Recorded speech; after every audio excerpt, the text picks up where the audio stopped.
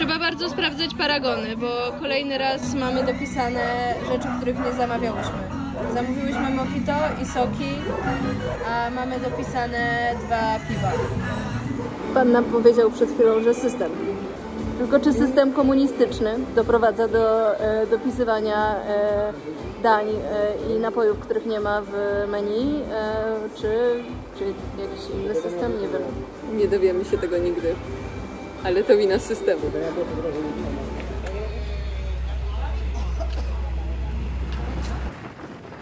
Jedziemy do Santo Tomas.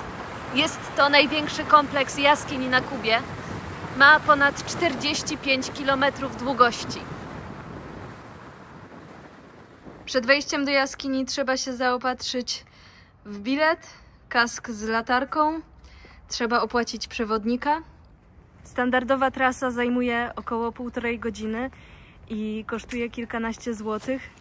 Ale panowie z biura bardzo nas namawiali na 4-5 godzinny trekking, który jest dużo droższy, ale podjęłyśmy wyzwanie i idziemy. Tam znajduje się wejście do jaskini.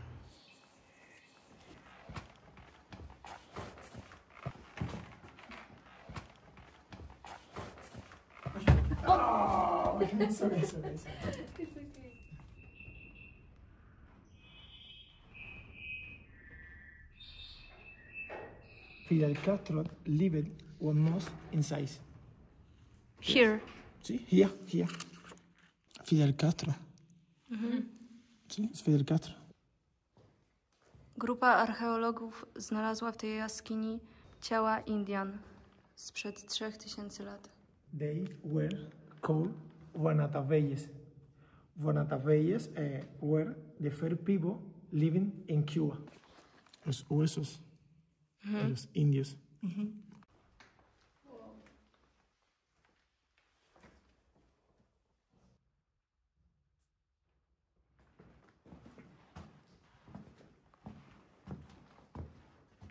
W środku jaskini są malutkie roślinki, które żyją tylko przez 4 miesiące, bo nie mają światła. Nasiona przynoszą nietoperze.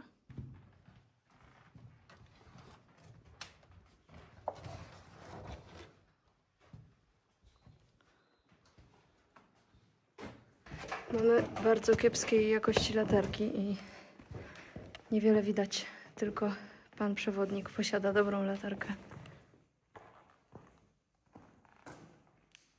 To jest dosyć problematyczne, bo w jaskini są doły.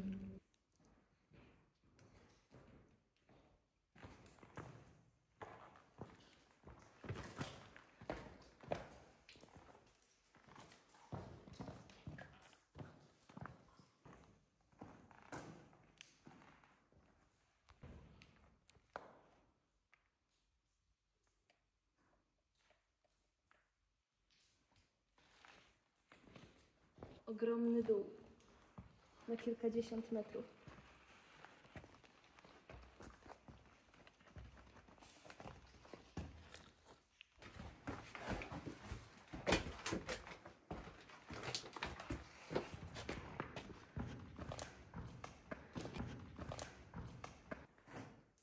Właśnie naszemu przewodnikowi padła czołówka, więc zostajemy z naszymi czołówkami, które nie świecą najlepiej i latarkami z telefonu.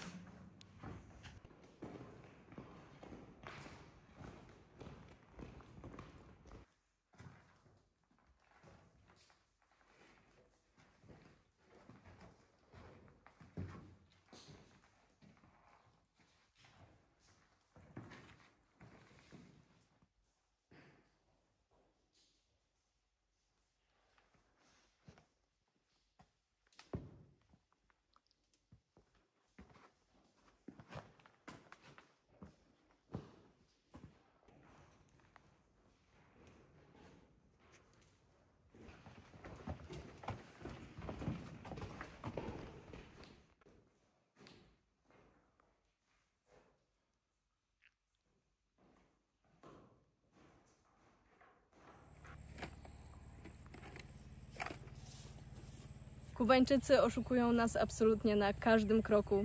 Wyszłyśmy z kawiarni, gdzie dopisano nam do rachunku 2 piwa.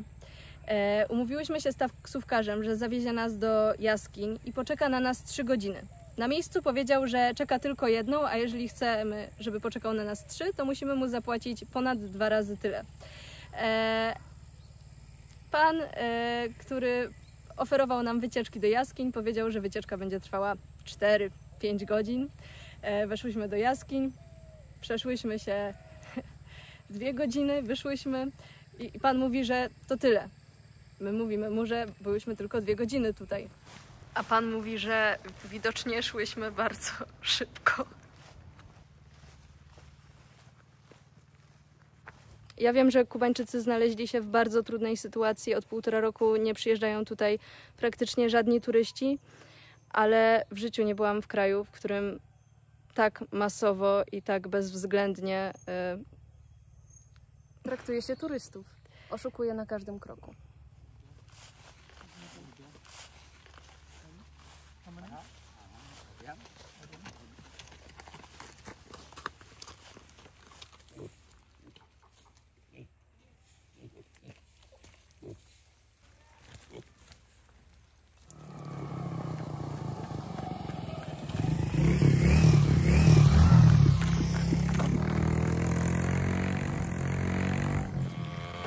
Nasz taksówkarz odjechał, więc jeżeli nikt nie weźmie nas na stopa, to przed nami 18 km do Vinales, czyli jakieś 4,5 godziny drogi. Podobno za 3 godziny ma przejechać lokalny autobus, więc może ostatnią godzinę przejedziemy autobusem. Z głodu na pewno nie umrzemy, bo po drodze wszędzie drzewa obsypane mango.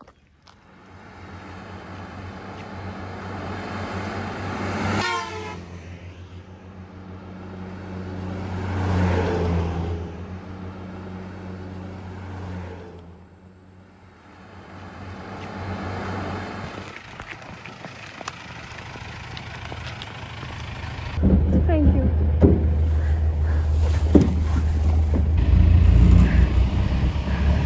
Udało się. Tak, udało nam się złapać stopa i pan powiedział, że jedzie do Vinales, więc całą trasę będziemy mogły przejechać samochodem. Jesteśmy uratowane.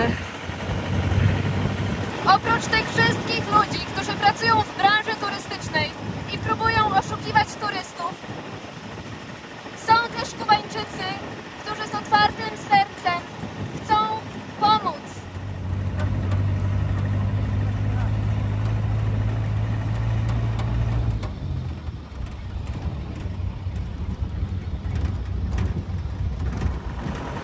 Nasz kierowca zabiera wszystkich ludzi po drodze i jest już nas 4.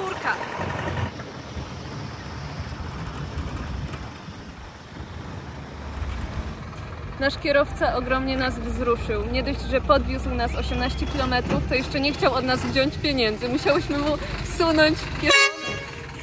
mu wsunąć w kieszonkę jego koszuli parę banknotów, bo inaczej w ogóle by on nas tych pieniędzy nie wziął. W mieście trwają przygotowania do Narodowego Święta, które odbywa się 26 lipca. Jest to ciekawe, że Kubańczycy akurat ten dzień wybrali na święto narodowe, ponieważ ta data upamiętnia całkowitą porażkę militarną. 26 lipca 1953 roku Fidel Castro razem z grupą rebeliantów zaatakowali koszary w Santiago de Cuba i próbowali obalić rząd Batisty i całkowicie im się to nie udało. Rząd Batisty obalono dopiero w 1958 roku. Ale Kubańczycy świętują tę datę jako początek zrywu narodowego, zawiązanie się ruchu oporu, ruchu 26 lipca.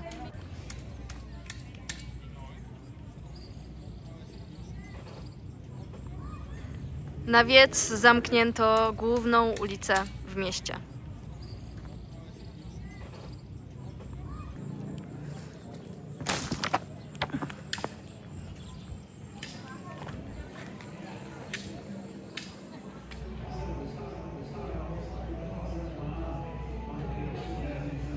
'26 and '27 is holidays in Cuba. Okay. 3 days off. Party, music, drinks, viva la revolución. Viva la revolución, that's it. You have right now very difficult situation in Cuba, and you still are happy because of revolution? I'm very patriotic. This is my case. I'm very patriotic because I come from a family very patriotic. So my family is very pro-Fidel.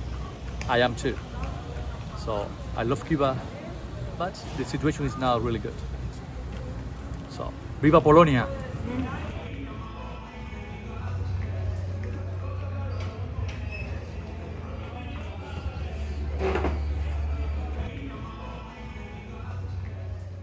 Przyszłyśmy do domku, w którym spędziłyśmy ostatnią noc, prywatnego domu, i zapytałyśmy się pani, jest 21, czy możemy zostać na jeszcze jedną noc dłużej. I pani mi powiedziała, że nie możemy zostać na jeszcze jedną noc dłużej, dlatego że centrum, które zbiera informacje o turystach, zamyka się o 12 rano i nie będą wiedzieli, gdzie my jesteśmy na noc, że ona musi za każdym razem, że każdy, kto nas przyjmuje w prywatnym domu, musi dzwonić i podawać numer paszportu, który mamy, i informować, gdzie jesteśmy. I centrum informacyjne nie będzie wiedziało, gdzie zostajemy na noc, a ponieważ ostatnią noc spędziłyśmy u niej, a ona nie poinformowała teraz rządu, że jesteśmy u niej drugą noc, to może mieć kłopoty. Więc nie możemy zostać u niej na noc.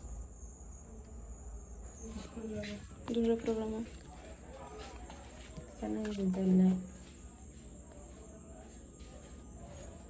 Internet sin corriente is a problem.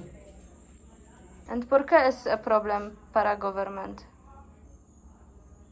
Necesitan ver, look the tourists all the time. You know? Sí. At the house, stay 2 days, 3 days, 1 day. El control. Pani nas próbuje zarejestrować w systemie internetowym, ale nie może się połączyć z internetem, ponieważ w całym mieście nie ma prądu. Musimy iść do miasta i szukać noclegu, ale nie mam pojęcia, kto nas może przyjąć. Musimy się spakować i opuścić nasz dom. Spałybyśmy tutaj nielegalnie. Musimy ruszać dalej na poszukiwanie noclegu.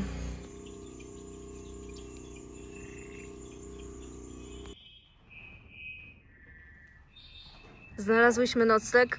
Przyjęła nas pani na tej samej ulicy, tylko kilka domów dalej. Powiedziała, że to nie jest jej problem, że nie ma internetu i że zgłosi nas po prostu rano, jak się pojawi prąd w mieście i internet. Więc może to jest też kwestia podejścia.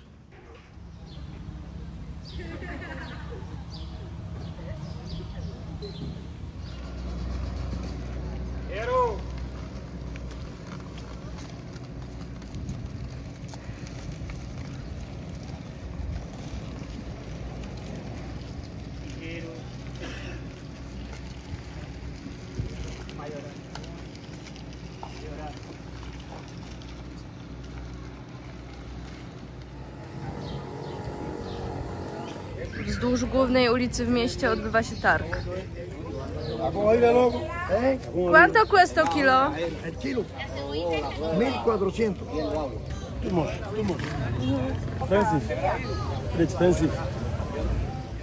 Kolejka po garść makaronu i olej.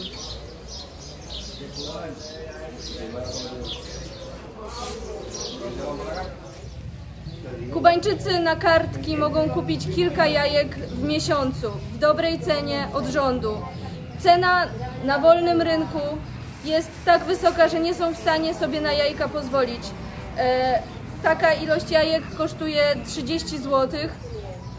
Dodatkowo, jeżeli turyści zatrzymują się w prywatnych domach, Kubańczycy na jedną noc, którą turysta spędza u nich w domu, mogą dostać w dobrej cenie jedno jajko. My kupujemy właśnie jajka i jutro razem z właścicielami naszego mieszkania zjemy duże śniadanie. Pani, która nas wczoraj przyjęła na noc, dostaje na miesiąc 15 zł emerytury Więc żeby móc kupić tę wytłaczankę jajek, musiałaby przeznaczyć swoje 2 emerytury. Idziemy jeszcze do restauracji z internetem, żeby poprosić wujka w Polsce, żeby nam zarezerwował nocleg w Hawanie, bo my, będąc na Kubie, nie możemy tego zrobić.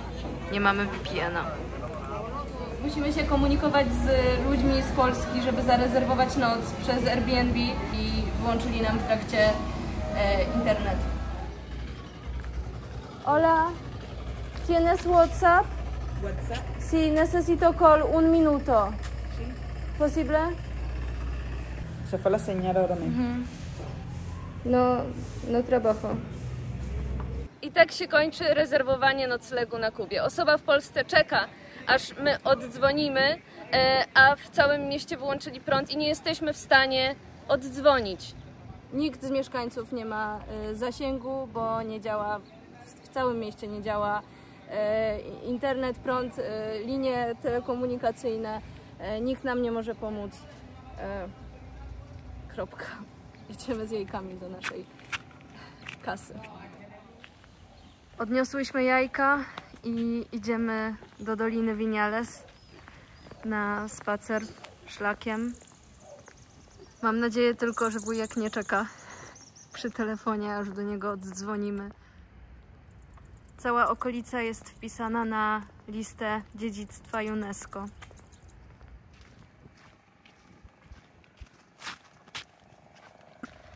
W parku spotkałyśmy rolnika, który opowiedział, jak wygląda jego życie na Kubie, ale nie pokażę go, żeby go nie narażać. Przeczytam transkrypcję jego wypowiedzi. Życie tutaj bardzo złe. Nie ma prądu, nie ma pieniędzy, jest bardzo duży chaos. Obecny prezydent powinien... Nic się dla niego nie liczy. Ludzie umierają z głodu. Nie ma prądu, nie ma pitnej wody, niczego. Koszmar. Niedługo skończę ponad 80 lat. A muszę pracować, żeby mieć co jeść. Żeby zobaczyć, czy będę miał co jeść. Jest źle. A ile lat tak źle jest na Kubie? 7 albo 8, odkąd mamy nowego prezydenta. Po śmierci Fidela wszystko jest do niczego. Fidel chociaż szukał jakichś rozwiązań, a teraz nic nie ma sensu. Jest źle. Powiedział nam, że jak był dzieckiem, to nie było problemu, żeby wejść do sklepu i kupić cukierki, a teraz nawet nie może zabrać swoich wnuków na lody. Na szlaku jest dużo zwierząt uwiązanych bardzo krótkim sznurkiem do pnia drzewa.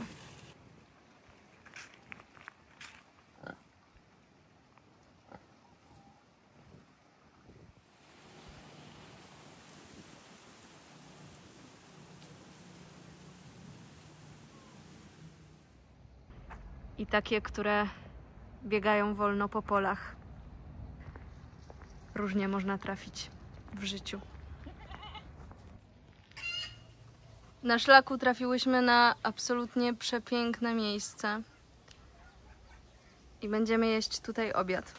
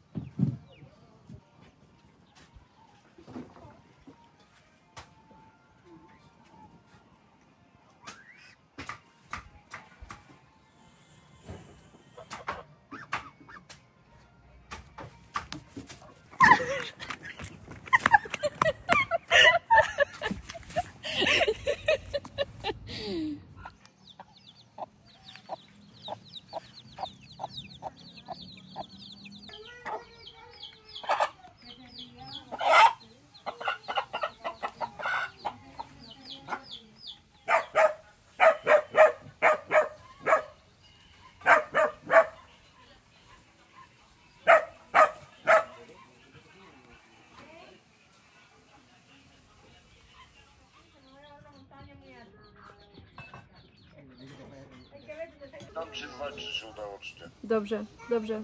Dziękuję. Pa. Włączyli w całym mieście elektryczność i internet. Udało nam się załatwić nocleg.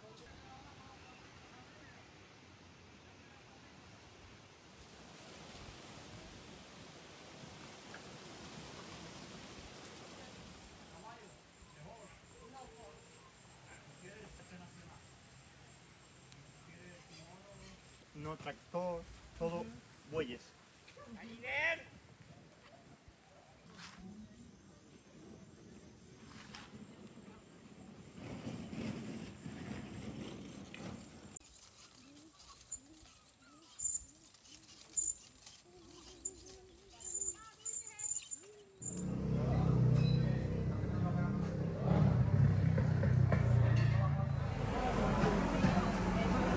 Nasz cały pobyt w restauracji tak wygląda.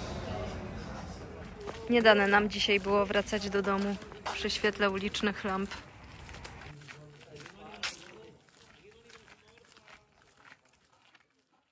Wczoraj w Parku Narodowym w wiosce znalazłyśmy pieska, małego szczeniaka, który miał całą porozbijaną głowę, był osowiały i praktycznie się nie ruszał.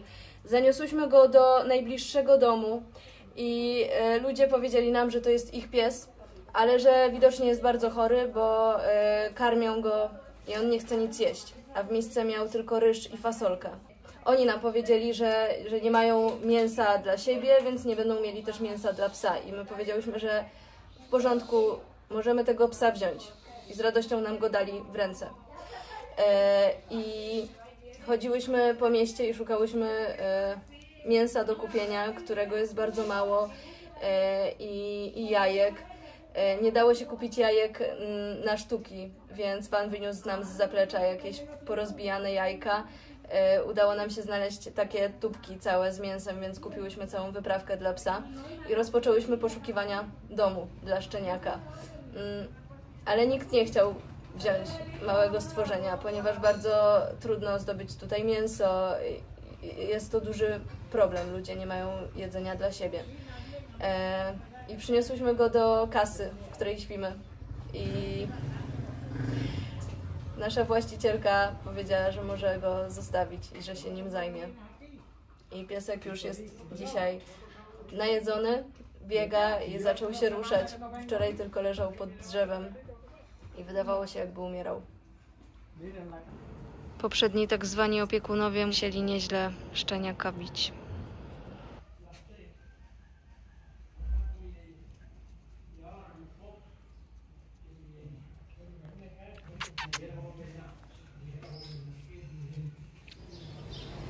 Średnia emerytura na Kubie wynosi 15 zł.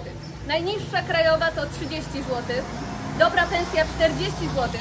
A jeżeli jest się lekarzem specjalistą, zarabia się 70 zł miesięcznie. Jesteśmy pod jedynym sklepem w Viñales, gdzie są pełne półki. Zobaczcie, jakie są ceny produktów. Pomidory w puszce 7,50 albo 12,50. Makaron 6 zł. Margaryna, która nawet nie stoi w lodówce, kosztuje 15 zł. Ocet 8 zł. Dzisiaj właścicielka naszego mieszkania powiedziała, że przestała z mężem używać cukru. Już wiemy dlaczego. Kosztuje on ponad 15 zł. Czyli więcej niż miesięczna emerytura jednego z nich. Pasta do zębów 15 zł, 16, 11. Dezodoranty 9,50, 14 zł, 13 zł. Płyn do prania 30 zł. Podpaski 12,80, 14, 4,50, 9,50, 5 zł. 6,90, 6,80.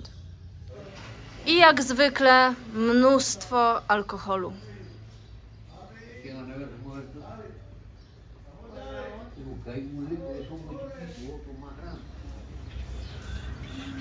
Jeden shot 35 groszy.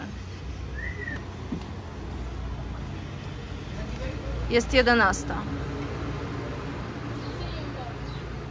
Za godzinę ruszamy do Hawany. Jedziemy Colectivo, czyli taksówką, którą dzieli się z innymi turystami.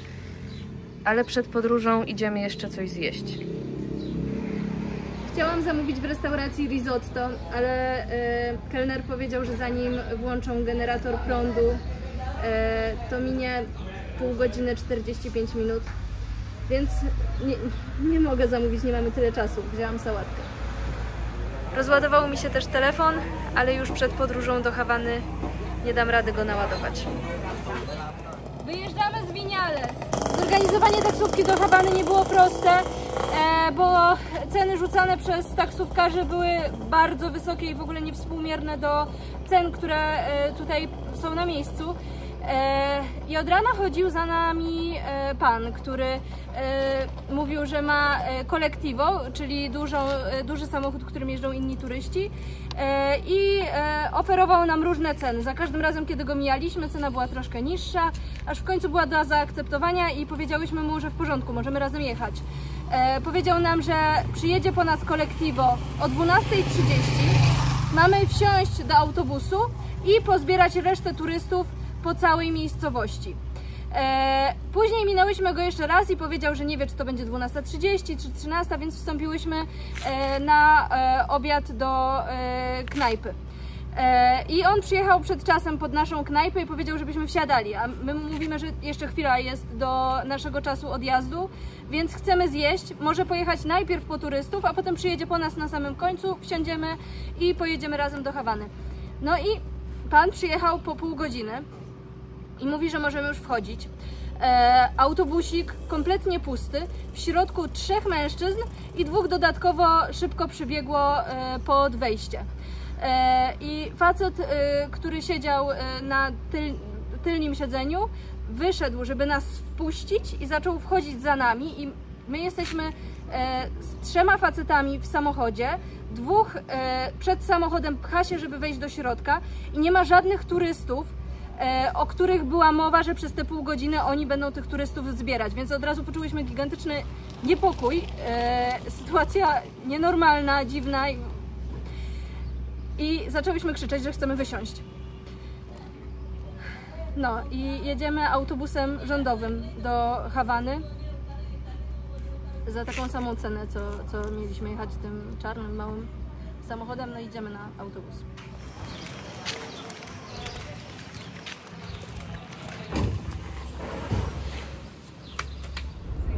Miałyśmy w tej samej cenie do wyboru albo przejazd klimatyzowaną taksówką, albo podróż publicznym autobusem, ale są kraje, w których zdecydowanie bezpieczniej i lepiej jest wziąć publiczny transport i bezpiecznie dojechać do celu.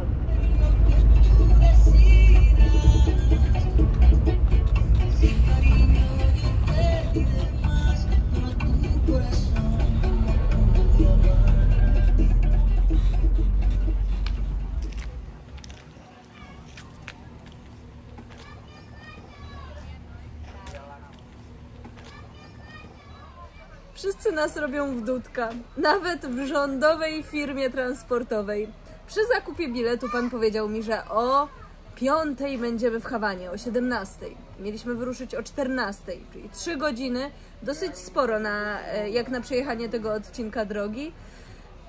Jest godzina 17:00, jesteśmy w połowie drogi na drugiej obligatoryjnej przerwie nad jeziorem.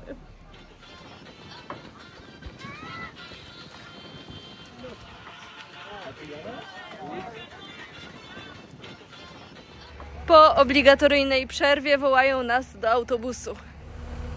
Chodź! Chciałam skorzystać z naszej przerwy i zamówić kawę, ale niestety nie ma prądu, więc muszę się obyć ze smakiem. Kierowca autobusu zabrał nas do Las Terrazas. Pionierska wioska ekologiczna powstała w 1968 roku w ramach projektu zalesienia. Obecnie jest rezerwatem biosfery UNESCO i kwitnącym ośrodkiem aktywności. Obserwatorów na budynku słynne hasło Che Guevary: do zwycięstwa aż po kres. A tu jego podobizna.